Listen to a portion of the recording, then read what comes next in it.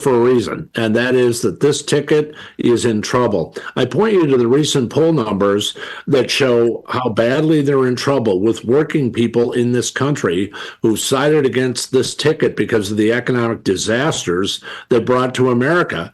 I point you to young people who are vast with the university campus here at Madison, where they're also in trouble. They won young people by 24 points 4 years ago, and it's essentially tied right now. President Trump now scoring about 20% amongst African American voters, doing very, very well, historically well, with Hispanic voters. So Vice President Harris is here on a rescue mission. If she has to come to the base of Democrat voters in Wisconsin, in my hometown of Madison, to try to rescue the fortunes of this ticket, they are in real trouble. I've said many times before, Wisconsin this year is not one of 50 states. We're one of 5. We've had 12 elections in 24 years in Wisconsin that have been decided by less than 30,000 votes.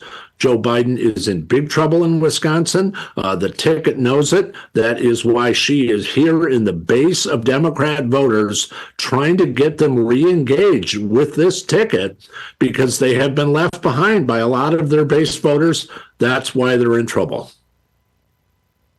Thank you, Chairman Schimming. Next up is U.S. Senator Ron Johnson. Thank you for joining us today, Senator. The floor is yours. Thank you, Matt, and thank you, Bryan. I'm reminded that one of the first actions of President Biden was to appoint Vice President Harris as the border czar. More than 6 million illegal migrants later that have been led in this country, about 2 million gotaways, a clear and present danger to this nation. I would say the border czar hasn't done a very good job. And I think the fact of the matter is, if you were asked to devise a strategy to weaken and destroy this country, you'd be very hard pressed to come up with a better game plan than what President Biden, Vice President Harris, and their Democratic allies in Congress are implementing. The open borders, again, a clear and present danger. We see all these military-age men from China, over 150 countries, people coming into this country. The sex, the drug trafficking, the overdose deaths. Obviously, the open border is not more humane. It is highly inhumane. And again, a clear and present danger, a disaster for this country. One of the ways in which the Biden administration and Democrat governance has weakened America. Talk about what was 40-year high inflation. I know the number's down. I'm sure Vice President Harris and President Biden will applaud that fact and try and take credit for reducing inflation. The fact of the matter is the damage has already been done. A dollar you held at the start of the Biden administration is worth 85 cents. Interest rates, mortgage rates doubled, come down a little bit, but the average price of a mortgage has almost doubled. Housing is unaffordable. If you're a young person, you don't even feel like you can get married and start a family. It's just not affordable, and you're not even thinking probably about buying a house. That is a tragedy and a travesty. You take a look at their war on fossil fuels, which are artificially driving up the cost of energy. That's not helping families. That's why people are in such a sour mood. They simply can't afford the kind of lifestyle they had during the Trump administration, for example. So across the board, the weakness that this administration is conveying to the rest of the world has also emboldened our adversaries, which is one of the reasons our world is in flames. And the Biden administration has no response other than send billions, tens of billions of dollars to other nations to secure their border before we secure our own. So again, the Biden administration, Democrat governance has been a disaster for America. It's put us on a destructive path. And I don't know what Vice President Harris can say to console Wisconsinites who are feeling the pain from their failed policies. Thank you, Senator Johnson. Now, the floor is yours, Congressman Bryan Steil. The floor is all yours. Thank you very much, Matt. Thanks for everybody for being on the call. Vice President Harris came to Madison today to claim that she's on the side of workers. Nothing could be further from the truth. All you have to look at is the destruction that this administration has caused working families. Everything is 17% more expensive than when President Biden came to office. If she came to any grocery store in the state of Wisconsin and talked to someone who was checking out, she would learn firsthand that it's harder and harder for families to afford the things that they need. There's irony of her going to the trade unions today when on day one, President Biden killed the Keystone XL pipeline, putting people out of work in the state of Wisconsin who are working to build private infrastructure. What we've seen this administration do is simply turn on a spigot of spending, driving up inflation. And as it relates to the job impact, what we've seen is a dramatic increase in the number of federal workers. The number of federal workers is at a 20-year high and is on a path to be as high as it was during World War II. What we need to do is actually get the federal government size under control, get spending under control, bring inflation down, and really unleash the power of the American worker. This administration's not doing that. It's failed families in the state of Wisconsin. And I think at the end of the day, we're going to see the repercussions of that when people vote President Biden out of office. Back to you, Matt. Thank you again, Congressman Steil. I appreciate you being here today. And with that in mind, I'll open the floor now to questions concerning today's discussion. As this is a Zoom webinar, questions can be asked using the Q&A feature at the bottom of the screen. After submitting a question using this feature, I'll be sure to convey the questions to our speakers. If your question is not selected, please feel free to reach out to me at mfisher@wisgop.org. That's M as in Matthew, Fisher, Fisher, at wisgop.org. And we'll be happy to work with you to address your questions. So I'll open the floor now and let the questions roll in.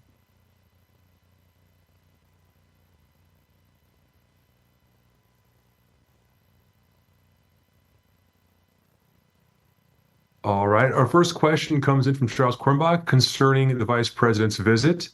Any reaction from our panelists today concerning the Vice President promoting apprenticeships here in Wisconsin? Who wants to lead things off? Senator Johnson, any initial reaction or thought to the question concerning the promotion of apprenticeships? Well, that's a good idea. I have no problem with that. And this administration, the fact that they support apprenticeships, I think every Republican does as well. I think what the problem is they are making it more and more difficult for employers, business owners to raise capital, obviously with higher interest rates. And those individuals taking advantage of apprenticeships are going to have a much more difficult time making ends meet. One thing to point out when it comes to education, one thing this president has done, he's tried to buy votes by forgiving student loans. The Supreme Court ruled that was unconstitutional, and President Biden just shrugged and continued to forgive them. It may be popular with the very small percentage of Americans who are having their loans paid off. It is grossly unpopular with people who either had originally paid their student loans off or never went to college at all. So I certainly hope that Americans realize that it's simply a vote-buying scheme, and that it is also spending money we don't have, further mortgaging our children's future, contributing to inflation, and that's part of the problem. Congressman Steil, any follow-up there concerning the apprenticeship question? I can be brief, Matt. The apprenticeship programs are essential, but as Senator Ron Johnson just said, there's an irony that each of those apprentices are going to be asked to pay for the student loans of those that went to a four-year college. I think there's a further irony that this administration killed many of the jobs that these apprentices are preparing for on day one when they killed the Keystone XL pipeline, and further, the good wages that come from a hardworking job that many of these apprenticeships will ultimately lead to find their wages getting gobbled up by the inflation that the Biden administration has wrought by their reckless policies. Absolutely, absolutely. Next question comes from Emily Fannin. Quote, we've seen a lot of visits from the Biden administration this year to Wisconsin. Any concerns or when can we expect Donald Trump to be here? Obviously, the news last night, of course, for context, being Donald Trump, Super Tuesday is the presumptive nominee now. Chairman Schimming, do you want to kick things off on this one? Yeah, I'm quite sure that we'll see President Trump and other surrogates in here in Wisconsin. Look, we've had two very close races here in Wisconsin. The fact that they have to come here and beg, just even in Madison, Wisconsin, and beg their base to come back to the Biden ticket, I think is troublesome for them. I've always said, look, the problem with this administration is that their message is don't believe your own lying eyes. Things are really a lot better than they appear. And the people who are in grocery store lines or who are out buying common goods every day know that they've been deceived repeatedly by this administration. Kamala Harris and the other visits we've seen here aren't just visits, they're rescue missions, trying to get some of their base people back in line that they are having the most trouble with. And anyone who doubts that, look at the polling you've seen, not only across the country, but specifically here in Wisconsin. So they can do photo ops and, apprenticeships. I think we would all agree it's good to have good apprenticeships, but you need to have jobs that need those apprenticeships. And that's where part of the problem with this administration is they have failed working people over and over and over. Senator, Congressman, anything you want to add to that before we move on to our final question? I would say, obviously, President Trump knows exactly how crucial Wisconsin is. We just have a later primary. So I expect to see him come to the state, talk about his vision for America, remind people how their lives were better off under his administration versus the Biden administration. And from a standpoint of winning Wisconsin, Bryan Schimming fully understands how you need to do that, and that's through strong grassroots efforts, a really strong ground game. And so that's what Bryan has been pushing ever since he became chairman, something I want to support. It's what our candidates will support, and certainly President Trump and his campaign will support that same thing. This is about we the people, about garnering support within the communities, talking to people, friends, family, neighbors, and anybody you can in terms of the dangerous path America is on and why it's crucial to defeat Democrats and President Biden. Definitely. Any last thoughts, Congressman, before we go into our final question? Or I'll be real brief, Emily. Wisconsin's going to be the center of the political storm once again. We're going to have plenty of visits by both President Biden and President Trump, and the contrast between their two policies is going to be clear. It's either a path to prosperity or the continued decline that we've seen under President Biden. And speaking of what you said there about Wisconsin being the center of the political universe, our final question comes from Bria Jones.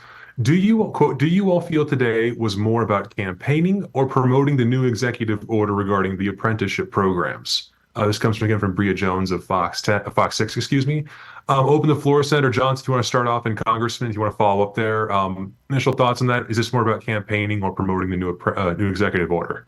Well, it's obviously about campaigning because they realize they're in deep, deep trouble.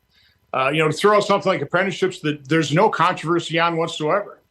Quite honestly, there isn't controversy through America in terms of the fact that we should secure our border. The problem is Democrats want an open border. They caused this problem. President Trump, he had the authority to close the border. He used that authority. Then President Biden used that exact same executive authority and opened it up. All we're asking for is that he use that presidential authority and actually close the border down. So no, they realize they're in big trouble.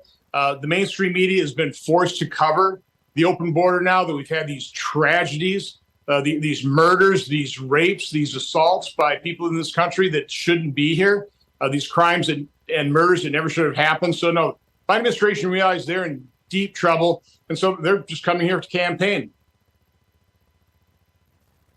Just to build on that, the Biden administration is trying to distract from the obvious problems that they've created. They're trying to prevent a conversation about securing the U.S.-Mexico border. Again, policies that President Biden put in place that made the crisis at the southern border a disaster. And they don't want to talk about inflation, which is clobbering people in the pocketbooks. There's a reason Vice President Harris didn't come and speak to people who are checking out at a grocery store, because she get an earful about how this administration's policies are making it harder and harder for families to get by.